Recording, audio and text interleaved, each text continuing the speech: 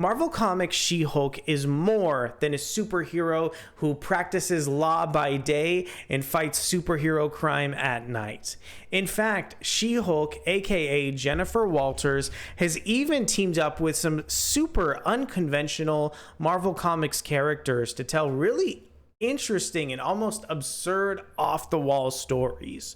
Previous creators have teamed Jennifer Walters with people like Howard the Duck or Iron Man. We've even seen Jennifer team up with the likes of the son of Doctor Doom.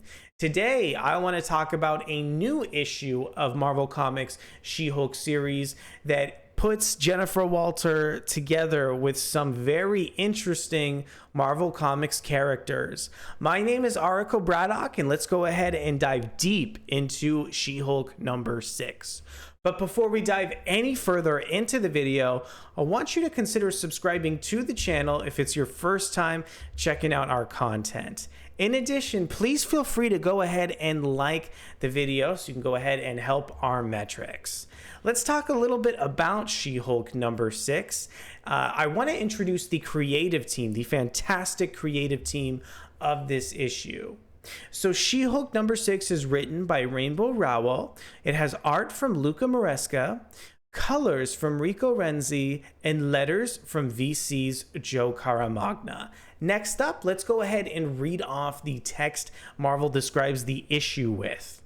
The smash hit of 2022 rolls on with its best issue yet. Nightcrawler visits book law, but what does he need legal defense for? And one of the greatest traditions in Marvel Comics history continues here. So let's go ahead and dive right into She-Hulk number 6. First thing I want to do is show off the incredible artwork from Luca Maresca here. Maresca does a fantastic job really kind of establishing all these items in the background of the page and drawing basically character expressions that are so emotive and so fascinating on the page. I think you can even tell what some of the expressions are without reading the words due to how detailed Maresca's art is here in the issue. Take a look at how Maresca lays out each page of the issue as well. This page features some really captivating panel bleeds with this file Patsy Walker is handing over to Jen kind of bleeding off the panel border. Also, Patsy's feet are kind of dangling from the panel itself, really giving the sense of immersion on the comic book page. You know, this second page uses some of those same ideas and still does a great job keeping that expression. Also, since we're here, I want to go ahead and shine the spotlight over on Awesome Andy. Awesome Andy is a character that doesn't have a face, but has a board where he kind of expresses his emotions. There's so many visual gags in the issue that are written in perfectly from Rowell and executed really nicely from Maresca. I think the duo have a really fantastic kind of working relationship here that makes this issue shine through in a really kind of positive experience. And I don't really want to go any further in the issue without talking a little bit of spoilers. I'm going to give you a 5-second spoiler warning for the remainder of She-Hulk number 6. Let's go ahead and count it down. 5, 4, 3, 2, 1. Let's spoil the issue. So this series has a wonderful cover from Jen Bartel where She-Hulk is having what looks like some sort of afternoon tea with Nightcrawler.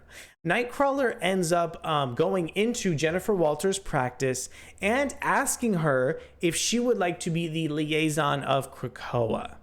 This really changes things because Nightcrawler is directly referencing X-Men comic books. And this potentially opens the door between more interactions between She-Hulk and Nightcrawler, which I would love to see. I think the duo have a really kind of nice chemistry here with some of the writing that Rowell has contributed to the book. Also, this is the issue where Rowell finally establishes everything that she's really been building over the past couple issues of She-Hulk with Jack of Hearts.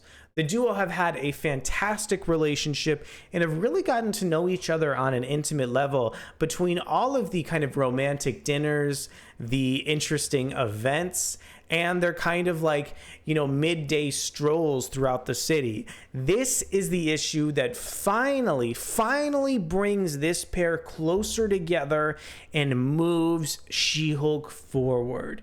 If I could give this series any criticism, it's simply that I don't think Rowell writes a ton of plot on, you know, each page or each issue.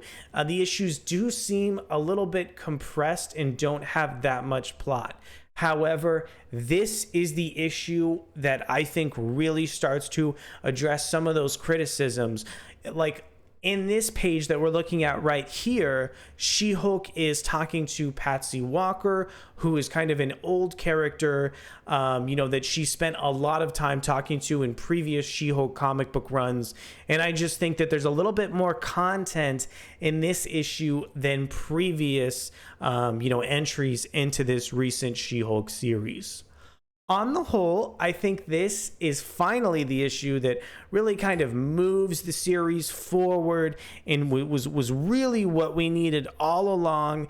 You know, some individuals may be a little disheartened that Rowell spent so much time developing this relationship over the past couple issues, but I really think that, you know, some of that plotting was needed there. It just needed maybe a little more nuance, but She-Hulk is finally in a fantastic direction. I think this is a really great issue, and it really started to pay off and establish that relationship between Jennifer and Jack in a really honest and straightforward way. You know, we know that Rowell has experience in the prose field, and I really think that this helps She-Hulk as a comic book develop more natural language that allows me to become more kind of immersed in this storytelling. Did you like She-Hulk #6 as much as I did? Go ahead and let me know down in the comments below. I want to thank you guys so much for checking out the video. We're going to be working on more excellent comic book content as the week develops, and I hope to see you very, very soon. Bye.